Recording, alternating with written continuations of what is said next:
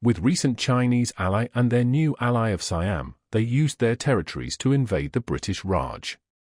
They were very successful, and by June 8, 1941, the Japanese managed to push up to the territories of Bangladesh and capture the city Dhaka. Moreover, back in Europe again. After Peter II of Yugoslavia was removed from power, Germany split with their new allies Bulgaria, Hungary and Romania, and their already existing allies of Italy. They also have invaded Greece in order to prevent in both Greece and Yugoslavia a potential entrance into the Allied powers and have a new flank to take care of. But these operations go very smoothly, although Italy didn't see much success alone at first, but with the assistance of the Nazis managed to pull through. Up north from the Balkans, another operation would be set for June 22, 1941, Operation Barbarossa, the crusade against Bolshevism, the invasion of the Soviet Union. Eastern Europe feels great rumbling approaching them, which of course are the Nazi Panzer III and Tiger Eyes. The Nazis would see much success in this campaign. Within a single year they have wreaked great havoc on the Soviet people. A key decision was made at that time to grant the very nationalistic and anti-Soviet part of the Soviet population, the Ukrainians. They decided to grant them a bit more autonomy in their new occupied territory in exchange for cooperation and to join the fight against Bolshevism. These terms were made thanks to negotiations made by figures like Stefan Bandera, a Ukrainian nationalist.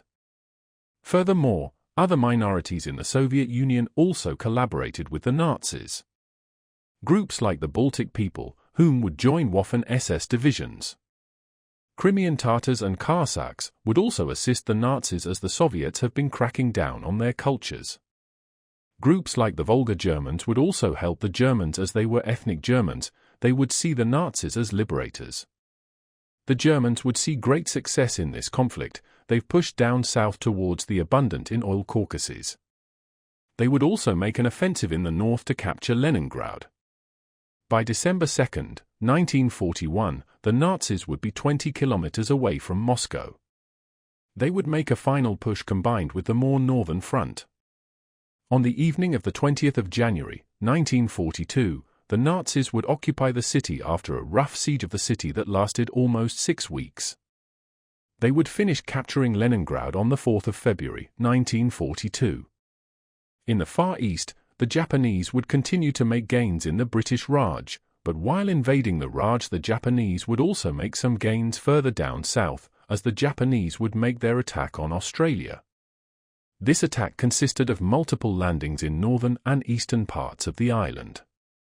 They would also send out multiple other offensives into the Pacific Islands occupied by the great Allied powers, territories like French Polynesia, Fiji, and many more small islands from all around the Pacific. By now both the European and Pacific theater would look dim for the Allied powers, as the Soviet are being destroyed by the Nazis and they are losing their last territories in the Pacific, with the last actual front against the Japanese where they are still somewhat holding their ground being in the British Raj, and seeing minor successes at the stable front in Central Africa with the Italians.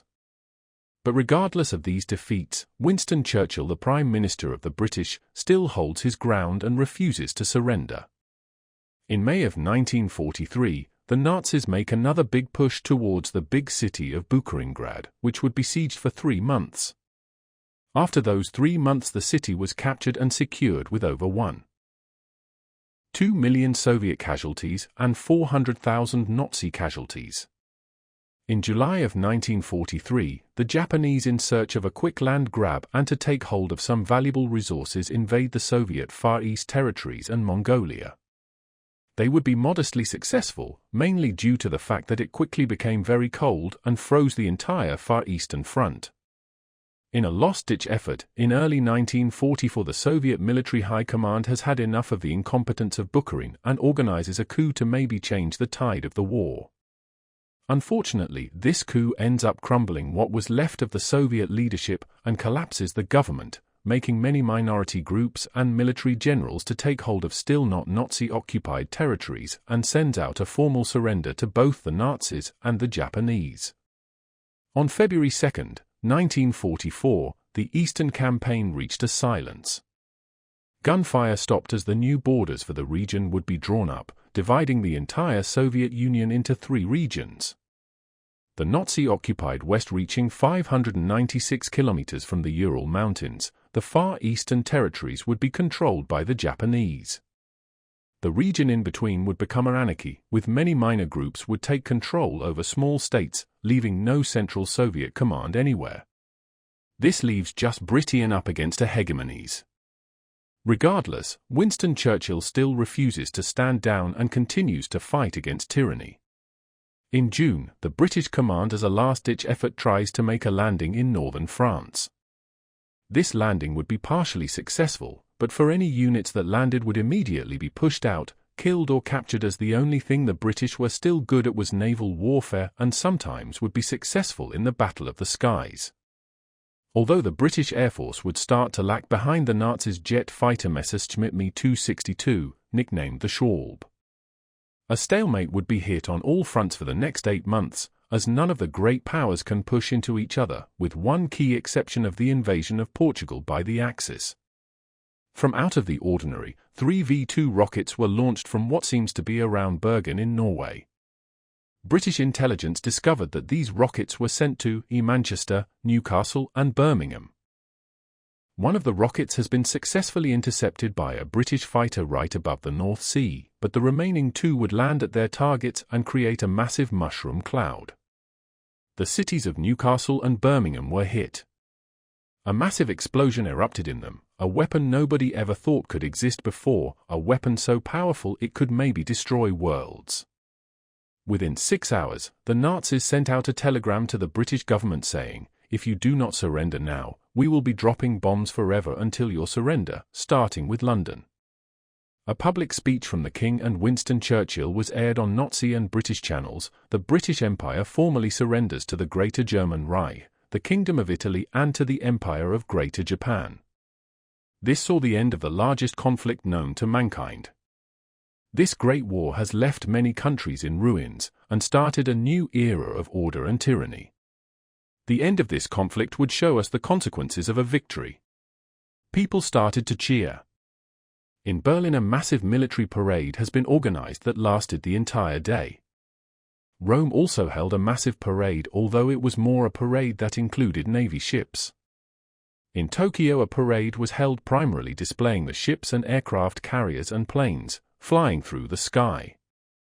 People cheering on all of them. More parades were organized by the occupiers of the given cities: Paris, London, Beijing, Nanjing, Osaka, Moscow, Sydney, Cairo, Madrid, and many more.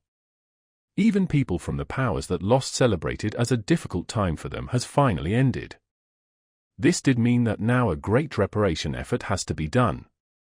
In addition, the new hegemonies could start implementing their radical policies without being threatened or pushed around by any contender other than the United States that was extremely isolationist, as Robert A. Taft would win the election for the 3rd time in 1944, starting of an economic boom in the United States.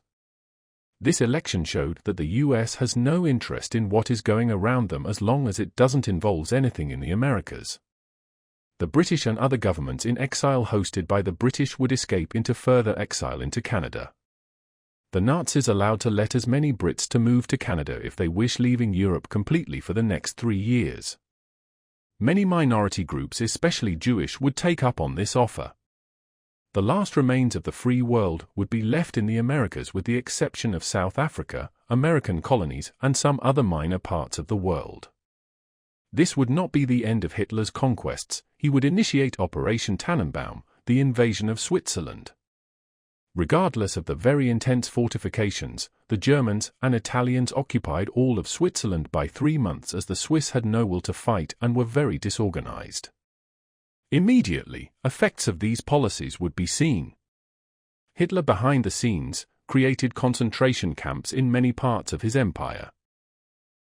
They were planned by Friedrich Himmler from 1941 and lasted till 1946. Hitler, seeing that he could reuse these camps to a more efficient use, he would stop killing Jews in them. Instead, he deported all European Jews to Madagascar. There they would be monitored at all times. They did this as they found it very expensive to run these camps, and instead they decided to use them for some profit. These camps would be rearranged into prisons and factories for criminals and slaves. Some smaller camps would still operate, killing some of the other minorities like gypsies, the disabled, resistance members, political opponents and homosexuals, with many other minorities being sent there too. The Italians would start restructuring their empire. They would be given dominion over Spain, now Iberian Union. They would organize a fascist coup in Turkey, turning the country into another dominion. The Italians would attempt to convince the Vichy France government to lean more towards their sphere of influence, but would fail, as in general the Vichy government was very intertwined with the Nazis, as the Nazis have progressively started to give back some of the European French territories.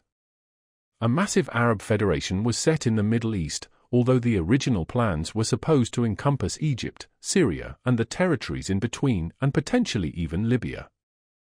The idea was made smaller as the Italians would fully occupy all of these regions. The United Arab States would also become more and more influenced by the Italians instead of the Nazis due to their distance and reliance on the Suez Canal. The Nazis would also align themselves with the Persians in Iran. They would also receive some Italian pressure, but it would be significantly smaller as the Italians had no major ambitions in the Persian populations. In Asia, Japan started to strengthen their hold over their new colonies.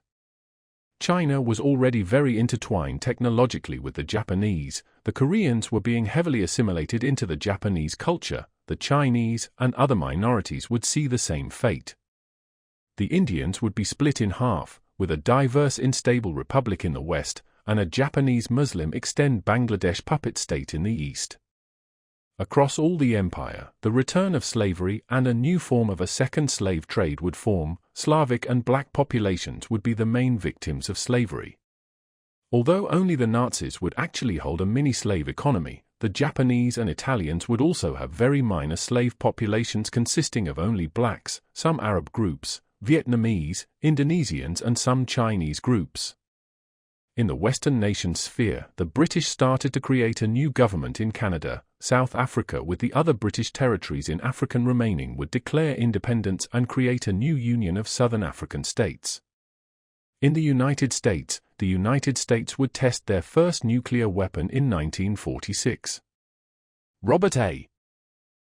Taft would step down after his third term ends in 1948, in his place the Republican candidate Thomas E. Dewey, a senator from New York.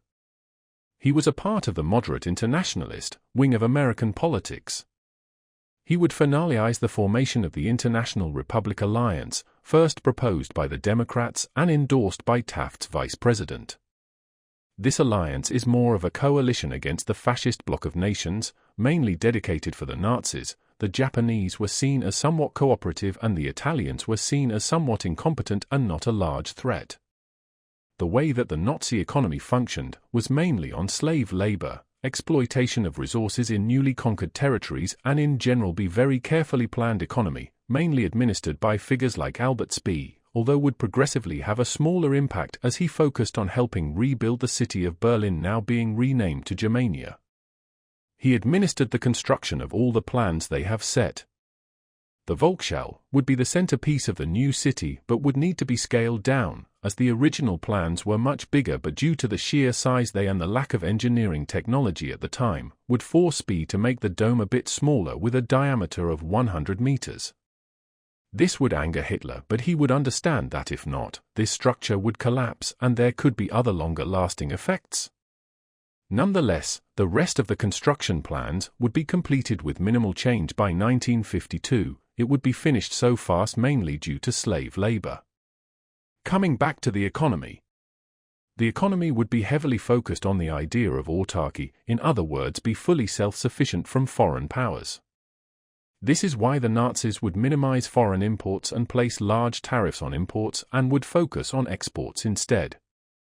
The Japanese would use a form of state capitalist economy, although more market elements would start to appear progressively as time would move on. An emphasis on self-sufficiency would also exist there, just like in the Nazi Empire. The Italians had an economy that was called a corporatist economy, instituting significant tariffs, although permitting some form of significant trade with the Nazis.